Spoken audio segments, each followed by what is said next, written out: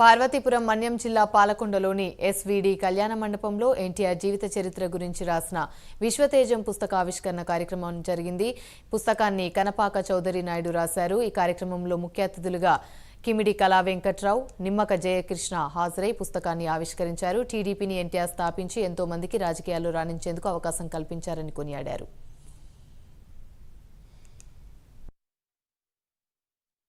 నెలకి 4,000 కోట్ల రూపాయలు డెఫిసిట్లో నడుస్తుంది. వడ్డీలు అవన్నీ మనం కట్టుకుని వచ్చేటప్పుడు ఇంకా లక్షల కోట్లలో బిల్లులన్నీ పెండింగ్ పెట్టేశారు. ఏదేమైనప్పటికీ ఇన్ని బాధలు ఉన్నప్పటికి కూడా చంద్రబాబు నాయుడు గారు మోడీ గారితోనూ సెంట్రల్ గవర్నమెంట్తోనూ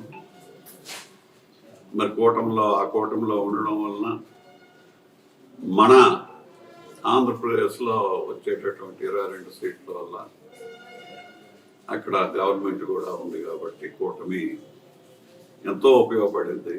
అక్కడ స్టేబుల్ గవర్నమెంట్, ఇక్కడ మరి ఆంధ్రప్రదేశ్లో సెటిల్గా బీజేపీ, జనసేన, తెలుగుదేశం 3 కాంబినేషన్లో కూటమి ప్రభుత్వం చాలా చక్కగా మంచి ప్రభుత్వంగా ప్రజల్లో పేరు తెచ్చుకోవడానికి ఎంతో కృషి చేసి కష్టపడుతుండేటటువంటి పరిస్థితి మనం చూసాం.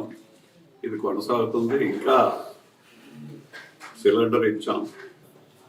నెలకి 4,000 కోట్ల రూపాయలు డెఫిసిట్లో నడుస్తుంది.